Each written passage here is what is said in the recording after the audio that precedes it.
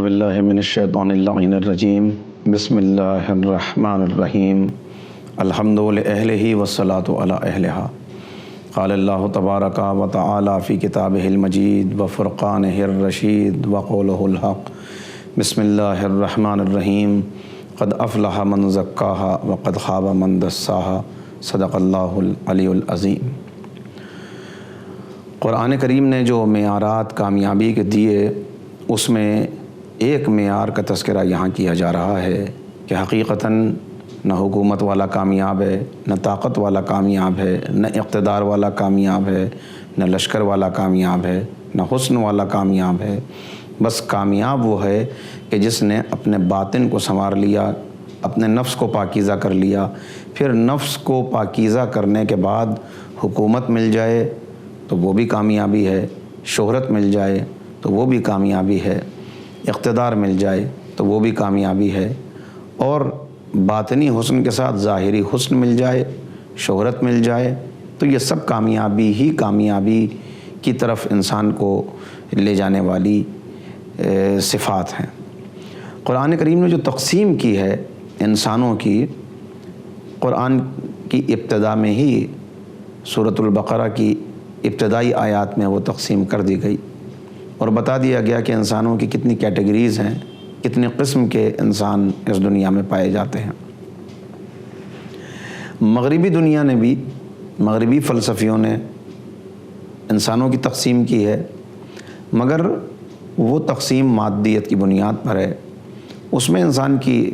صفات کو پیش نظر رکھا گیا، لیکن قرآن کریم کی تقسیم ایمان اور عمل کی بنیاد پر ہے۔ وہاں بتایا گیا کہ انسانوں کی تقسیم مغربی مفکرین کے مطابق کہا کہ ایکسٹروورٹ ہیں، انٹروورٹ ہیں، یہ تقسیم ہے۔ پرسنالٹی انسان کی، اس کی تقسیم کرتے ہوئے بتایا کہ سینگوئن پرسنالٹی ہے، اور انسان کی پرسنالٹی میں میلانکونک پرسنالٹی ہے، اس اعتبار سے تقسیم ہے۔ لیکن قرآن کریم نے تقسیم کی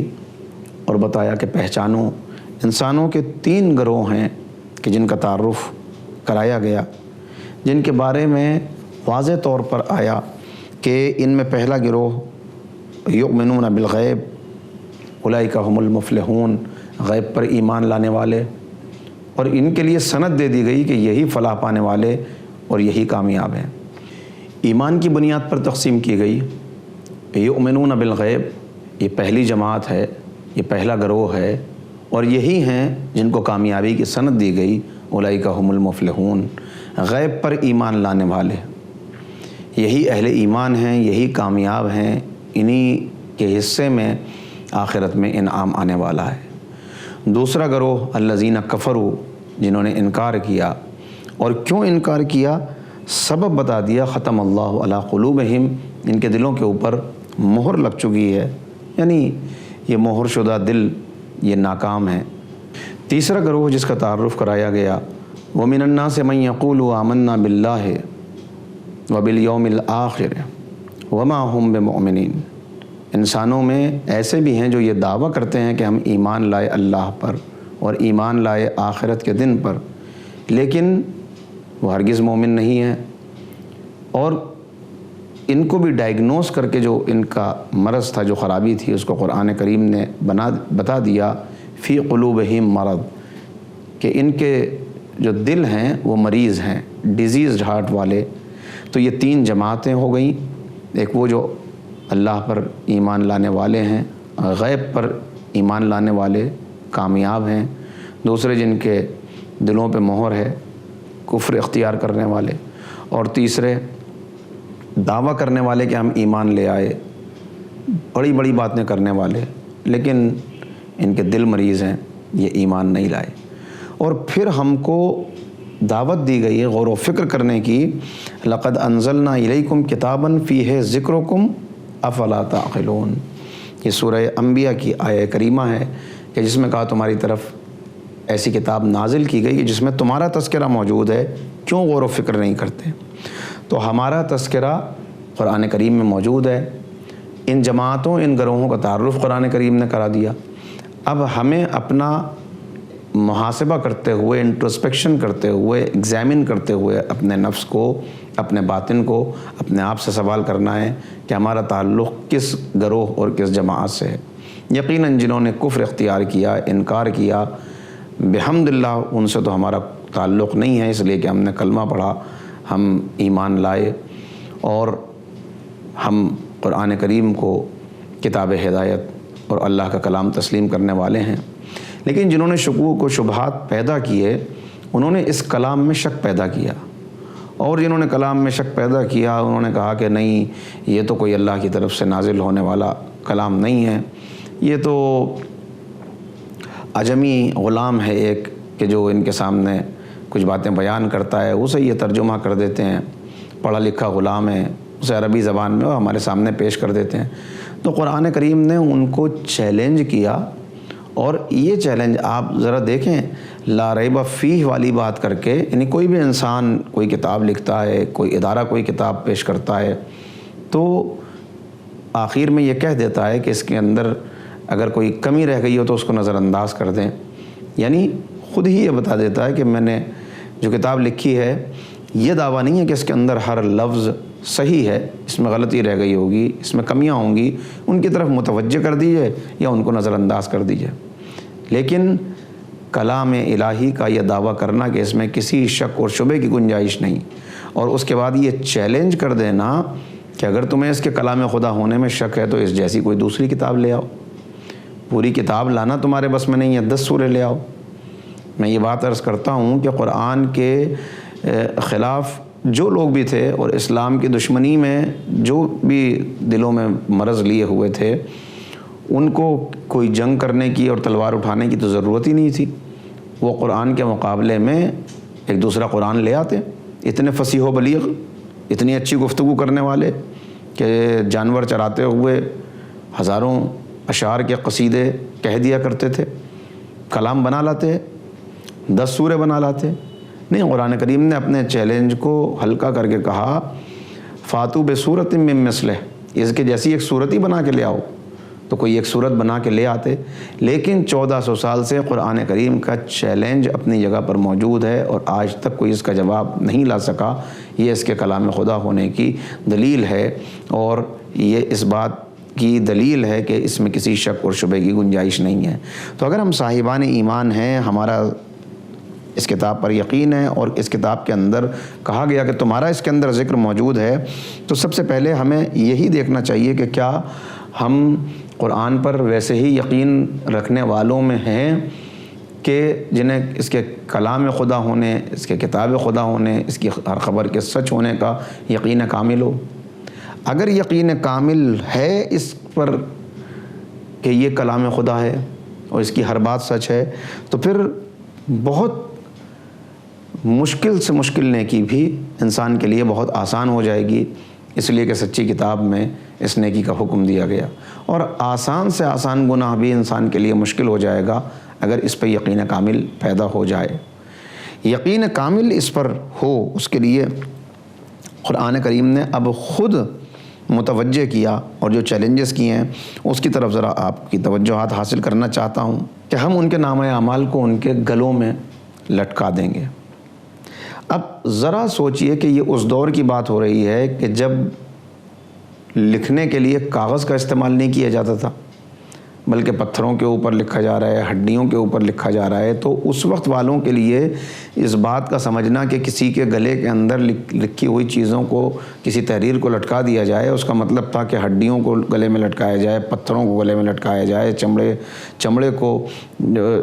اور اس طرح کی وزنی چیزوں کو گلے میں لٹکایا جانا، نامہ اعمال کا لٹکایا جانا، یعنی ان کے لیے اس پر یقین کرنا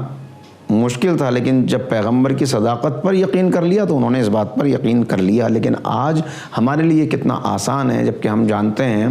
کہ بڑی بڑی لائبریریز جو ہیں وہ سمٹ گئی ہیں ایک نقطے کے اندر، تو ایسے میں نامہ اعمال کا گلے میں لٹکا دیا جانا، اس کی خبر 1400 سال پہلے قرآن کریم دے رہا تھا۔ یہ کتنا سائنٹیفک ہے، یہ کتنا واضح ہے، اس میں کسی شک اور شبے کی گنجائش نہیں ہے۔ پھر آپ دیکھیں قرآن کریم میں ارشاد ہوتا ہے، والخیل والبغال والحمیر لترکبوہا وزینتاً ویخلق ما لا تعلمون۔ یہ سورۃ النحل کی 8ویں آیت ہے کہ جس میں اللہ تعالیٰ نے سواریوں کا ذکر کیا ہے کہ گھوڑے، گدھے، اونٹ، اور اس کے بعد کہا یخلق ما لا تعلمون، ابھی ایسی سواریاں بنائیں گے جو تم نہیں جانتے۔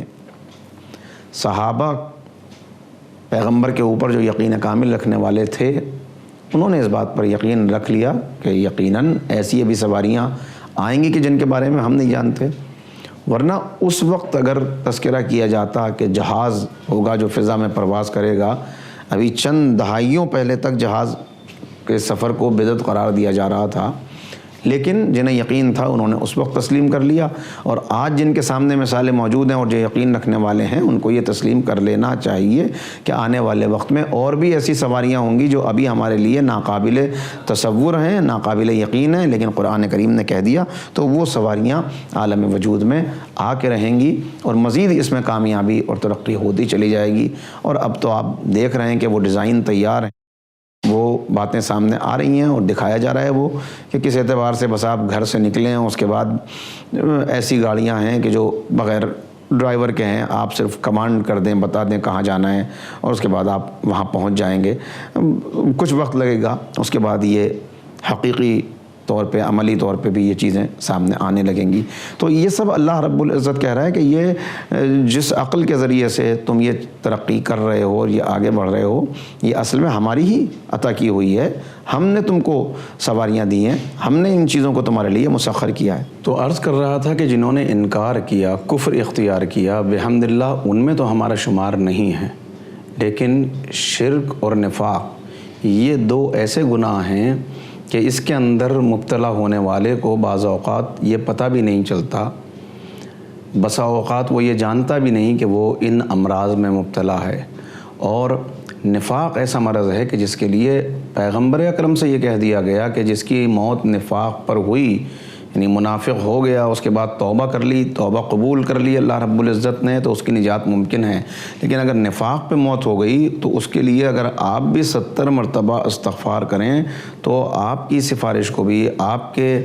طلب مغفرت کو بھی اللہ قبول نہیں کرے گا اور اس کو جہنم کے حوالے کر دے گا، وہ جہنم کی غذا بن کے رہے گا۔ لہٰذا بار بار جائزہ لینا چاہیے اپنا کہ یہ جو کیٹیگریز قرآن کریم نے بیان کی ہیں، اس میں کہیں ہمارا شمار ان لوگوں میں تو نہیں کہ جو ہلاک ہونے والے اور برباد ہونے والے ہیں۔ یہی قرآن کریم پر یقین کامل رکھنے کا طریقہ ہے کہ انسان یہ دیکھے، قرآن کے خسارے کو خسارہ مانے، قرآن کے فائدے کو فائدہ مانے، قرآن نے جن چیزوں سے بچنے کا حکم دے دیا ان سے اپنے آپ کو بچائے، جن کو بجا لانے کا حکم دے دیا انہیں بجا لانے کی کوشش کرے۔ انسان نے اب تک جو سب سے ناکام جنگ لڑی ہے وہ موت کے خلاف ہے۔ بڑی کوشش کی اور اب بھی کوششیں کی جا رہی ہیں، طول تاریخ میں ہمیشہ یہ کوششیں ہوتی رہیں کہ موت پہ کسی طرح قابو پا لیا جائے، لیکن انسان یہ سمجھ چکا ہے کہ موت پر قابو پانا یہ تو ممکن نہیں ہے۔ تو اب یہ کوشش کی جا رہی ہے کہ کم سے کم انسان کے دماغ کو محفوظ کر لیا جائے اور اسے ایک میکینیکل باڈی کے اندر شفٹ کر دیا جائے۔ تو اس موت کے اوپر قابو پانے کا بھی انسان کے پاس کوئی طریقہ نہیں ہے، ناکام ہو گیا، لیکن اس کا علاج بھی قرآن کریم بتا رہا ہے۔ وہ کہہ رہا ہے تم موت پہ قابو پانے کی کیوں کوشش کر رہے ہو؟ چونکہ موت فنا نہیں ہے، موت کے بعد تو ایک اور زندگی ہے اور وہی تمہاری اصل زندگی ہے۔ لہٰذا موت پہ قابو پانے کی کوشش نہ کرو، بلکہ اس زندگی کو کامیاب کرنے کی کوشش کرو، اور اس کے لیے قرآن کریم نے ہدایت کی، اس کے لیے قرآن کریم نے اصول بتائے کیسے اس زندگی کو کامیاب کرو گے، کون ہیں جو اس زندگی میں ناکام ہو جائیں گے، اللہ کیا چاہتا ہے، اس کی پسند کیا ہے، ناپسند کیا ہے، زندگی کیسے گزارنی ہے،